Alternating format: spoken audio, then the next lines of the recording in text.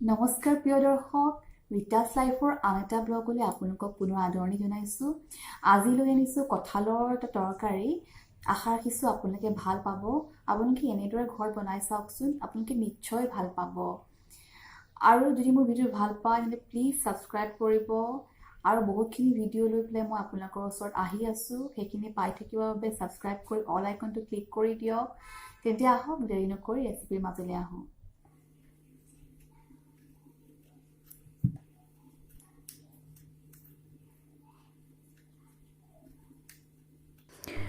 প্ৰিয় দৰ্শক, আপোনালোকে দেখিছে মই এটা কুমলীয়া কঁঠাল লৈছোঁ।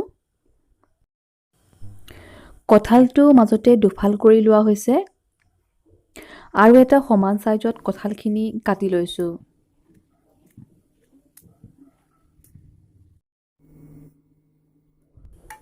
আৰু সম্পূৰ্ণকৈ কটা হোৱাৰ পাছত এই কঁঠালখিনি ভালকৈ পানীৰে ধুই লোৱা হৈছে।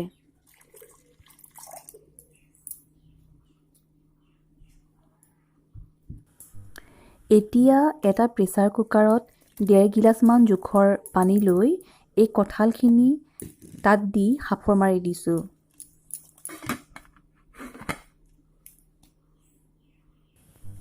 আৰু গেছৰ জুই অন কৰা হৈছে।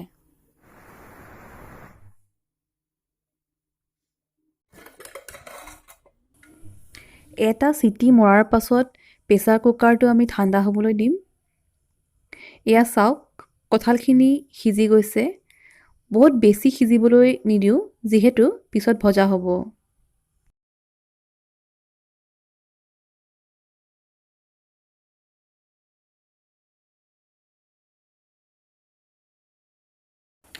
সিজোৱা কঁঠালখিনি বেলেগ এটা পাত্ৰত কাঢ়ি লৈছোঁ আৰু তাৰ পানীখিনি পেলাই নিদি প্ৰেছাৰ কুকাৰতে ৰাখি দিছোঁ।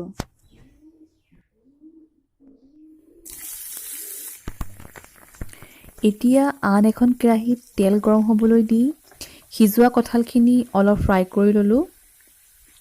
লগতে ফ্ৰাই কৰিছোঁ খুব কম পৰিমাণৰ আলু আৰু কেইপিচমান মিঠা ৰঙালাও।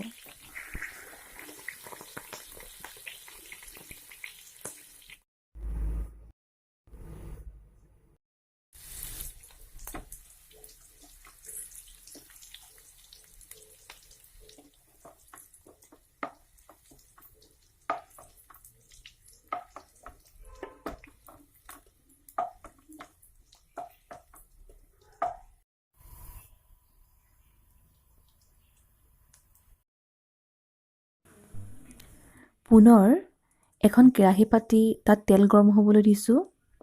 তাত দিছোঁ কেইখিলামান তেজপাত, 2টা ইলাচি, লং, ডালচেনি আৰু 2টা শুকান জলকীয়া।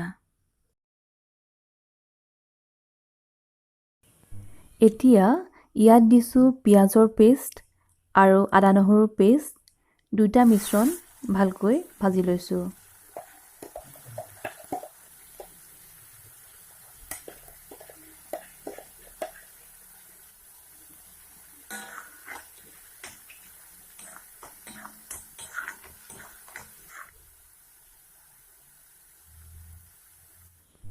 আনহাতে এটা বাতিত ধনিয়া গুড়ি, কাশ্মীৰী মিৰ্চ, চব্জি মছলা, হালধি গুড়ি, জালুকৰ গুড়ি, জিৰা গুড়ি লোৱা হৈছে।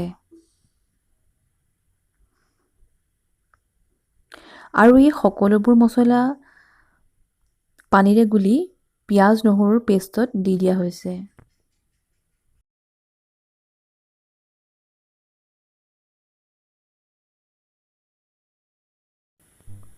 এইখিনি ভালকৈ ভাজি লোৱাৰ পাছত আমি ইয়াত দিছোঁ ভাজি থোৱা কঁঠালখিনি, আলু আৰু ফ্ৰাই ৰঙালাও কেইপিচমান।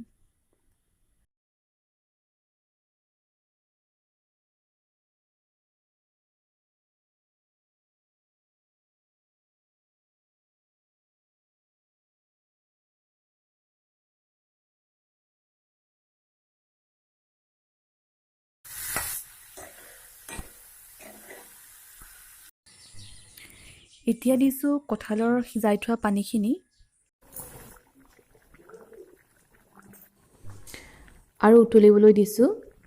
শেষত দিছোঁ সোৱাদ অনুযায়ী নিমখ আৰু ধনিয়া পাত।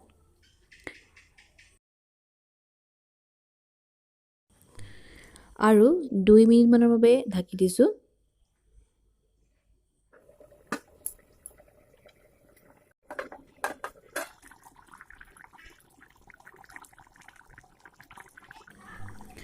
এয়া চাওক বৰ সুন্দৰ হৈছে।